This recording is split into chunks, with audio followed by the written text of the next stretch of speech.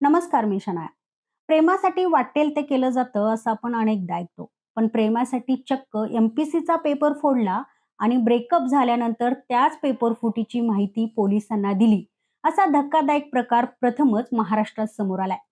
महाराष्ट्र लोकसेवा आयोगाच्या औषध निरीक्षक म्हणजेच ड्रग इन्स्पेक्टर गट ब पदासाठी 22 मार्च रोजी परीक्षा घेण्यात आली होती. राज्यातील 6 महसूल विभागांमधील केंद्रावर तब्बल 44,500 उमेदवार या परीक्षेला बसले होते. हजारो विद्यार्थ्यांनी या परीक्षेसाठी दिवसरात्र मेहनत केली होती. मात्र परीक्षा होण्याआधीच प्रश्नपत्रिका फुटल्याचा आरोप समोर आलाय. आणि या प्रकरणाने मोठं वळण देखील घेतलंय. या पेपरफुटी प्रकरणी मुंबई गुन्हे शाखेने 6 जणांना अटक केली असून यामध्ये एमपीसीच्या 3 अधिकाऱ्यांचा देखील समावेश आहे. पण या प्रकरणातील सर्वात धक्कादायक बाब म्हणजे या पेपरफुटीचा संबंध एका प्रेम कहाणीशी जोडला जातोय. पोलिसांच्या आरोपानुसार लोकेश उर्फ गौरव पाटील याला परीक्षा होण्यापूर्वीच प्रश्नपत्रिका मिळाली होती. ही प्रश्नपत्रिका त्याला त्याची प्रियसी ऋतुजाकडून मिळाल्याचा आरोप आहे. पोलिसांच्या तपासानुसार ऋतुजाचे वडील अमृत पाटील यांनी नंदुरबारमधील मध्यस्थ प्रवीण पाटील यांच्याशी सुरुवातीला संपर्क साधला होता. प्रवीण पाटील यांचे एमपीसी मधील काही अधिकाऱ्यांशी लागेबंद म्हणजे संबंध असल्याचा देखील आरोप आहे. सहाय्यक विभाग अधिकारी विश्वेश्वर नकाते, अवर सचिव अभिजित लेंडवे आणि सहाय्यक विभाग अधिकारी गोपाळ मराठे या 3 अधिकाऱ्यांनी प्रश्नपत्रिका मिळवून देण्यात मदत केल्याचा पोलिसांचा आरोप आहे. या प्रश्नपत्रिकेसाठी तब्बल 5 लाख रुपये देण्यात आल्याची माहिती देखील पोलिसांना मिळाली आहे आणि त्यानंतर आणखीन पैसे देण्याचं आश्वासन देण्यात आल्याचा देखील यामध्ये आरोप आहे. प्रश्नपत्रिका मिळाल्यानंतर ती परीक्षेच्या काही दिवस आधी ऋतुजाला देण्यात आली. एवढंच नाही तर परीक्षेच्या 2 दिवस आधी ऋतुजाने हा पेपर व्हॉट्सअपवरून गौरवला देखील पाठवला असा पोलिसांचा आरोप आहे. गौरवचा भाऊ देखील ही परीक्षा देणार होता. त्यानंतर 22 मार्चला परीक्षा झाली, निकाल देखील लागला आणि ऋतुजाने या परीक्षेत 7वा क्रमांक पटकावला. पण इथेच या संपूर्ण प्रकरणाला एक धक्कादायक ट्विस्ट मिळालाय. कारण निकाल जाहीर होईपर्यंत गौरव आणि ऋतुजाचं नातं तुटलं होतं, म्हणजेच ब्रेकअप झालं होतं. ब्रेकअप झाल्यानंतर ऋतुजाला सरकारी नोकरी मिळेल आणि ती आपल्याला विसरून पुढे जाईल अशी भीती गौरवला वाटत होती, असा पोलिसांचा आरोप आहे. यानंतर गौरवने एमपीसी कडे एक ईमेल करून पेपर फुटीची माहिती दिली. सुरुवातीला त्याने स्वतःला एका स्पर्धा परीक्षा देणाऱ्या उमेदवाराचा मित्र असल्याचं सांगितलं आणि 22 मार्च रोजी झालेला पेपर फुटल्याचा दावा त्याने केला. म्हणजे ज्या प्रश्नपत्रिकेची माहिती त्याच्यापर्यंत परीक्षेआधीच पोहोचली होती त्याच पेपर फुटीची तक्रार त्याने नंतर एमपीसी कडे केली. एमपीसीने या तक्रारीची चौकशी सुरू केली. त्यानंतर राष्ट्रवादी काँग्रेस शरदचंद्र पवार पक्षाचे आमदार रोहित पवार यांनी देखील या विषयाचा पाठपुरावा सुरू केला. नंदुरबार मधील एका कोचिंग इन्स्टिट्यूट मधील विद्यार्थ्यांना परीक्षेच्या 2 दिवस आधी प्रश्नपत्रिकेतील बहुतांश प्रश्न मिळाल्याचा आरोप त्यांनी केला. त्यानंतर एमपीएससीने मुंबई पोलिसांना अशी माहिती दिली आणि गुन्हे शाखेने तपास देखील सुरू केला.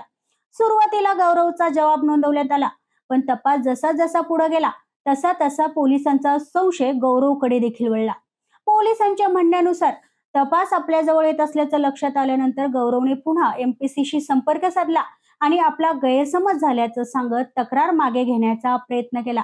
मात्र पोलिसांनी तपास सुरूच ठेवला आणि तपासात प्रश्नपत्रिका खरोखरच परीक्षेपूर्वी फुटली होती आणि गौरवला देखील ती प्रश्नपत्रिका परीक्षा होण्याआधीच मिळाली होती असा दावा पोलिसांनी केलाय.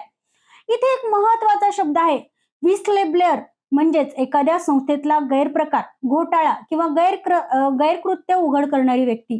सुरुवातीला गौरवने पेपर फुटीची माहिती एमपीसीला दिल्यामुळे त्याच्याकडे अशाच व्यक्तीच्या भूमिकेत पाहिलं जात होतं. पण तपासात तो स्वतःही पेपर फुटीत सहभागी असल्याचा आरोप समोर आलाय.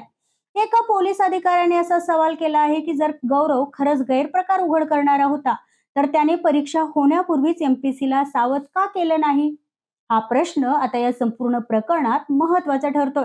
दरम्यान औषध निरीक्षक पदाच्या परीक्षेत 7वा क्रमांक मिळवणाऱ्या ऋतुजाला देखील पोलिसांनी नोटीस बजावली आहे. तिला परीक्षा होण्याआधीच पेपर मिळाला होता असा आरोप तिच्यावर करण्यात आलाय. मात्र या प्रकरणातील आरोप न्यायालयीन प्रक्रियेत सिद्ध होणं अजून देखील बाकी आहे. या प्रकरणात अटक करण्यात आलेल्या 6ही आरोपींना मुंबई सत्र न्यायालयात हजर करण्यात आलं आहे. न्यायालयाने त्यांना 2 सप्टेंबर पर्यंत पोलीस कोठडी सुनावली आहे. आता या संपूर्ण प्रकरणाकडे पाहिलं तर एकीकडे सरकारी नोकरी मिळवण्यासाठी हजारो विद्यार्थी वर्षानुवर्ष मेहनत करतात, तर दुसरीकडे प्रश्नपत्रिका परीक्षेआधीच काही लोकांच्या हातात पोहोचवल्याचा आरोप आहे. आणि सगळ्यात धक्कादायक गोष्ट म्हणजे या पेपर फुटीचं गुपित बाहेर आलं ते एका ब्रेकअप नंतर. प्रेम संबंध सुरू असताना प्रश्नपत्रिका मिळाली. प्रियसीने परीक्षा देखील दिली. तिने गुणवत्ता यादीत 7वा क्रमांक मिळवला.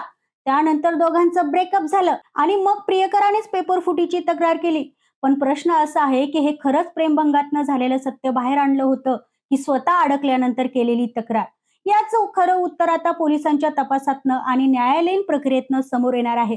मात्र या संपूर्ण प्रकरणाने एमपीसीच्या परीक्षा व्यवस्थेवर आणि हजारो विद्यार्थ्यांच्या विश्वासावर नक्कीच गंभीर प्रश्नचिन्ह निर्माण केलाय. कारण एका विद्यार्थ्याला सरकारी नोकरी मिळवण्यासाठी वर्षानुवर्ष मेहनत घ्यावी लागते आणि जर काही लोक पैसे देऊन परीक्षेच्या आधीच प्रश्नपत्रिका मिळवत असतील तर प्रामाणिकपणे परीक्षा देणाऱ्या हजारो विद्यार्थ्यांच्या मेहनतीचं काय? प्रेमासाठी वाटेल ते, पण प्रेम संपल्यानंतर पेपर फुटीचं गुपित पोलिसांपर्यंत पोहोचलं. आता या प्रकरणात आणखीन कोणती नावं समोर येत आहेत? पेपर फुटीचं हे रॅकेट नेमकं किती मोठं आहे आणि दोषींवर काय कारवाई होते याकडे सर्वांचं लक्ष लागलं आहे. तुम्हाला काय वाटतं? यात सर्वात मोठा आरोपी कोण आहे? कमेंट करून मला नक्की सांगा आणि हा व्हिडिओ आवडल्यास लाईक करा, शेअर करा आणि सबस्क्राईब करायला अजिबात विसरू नका.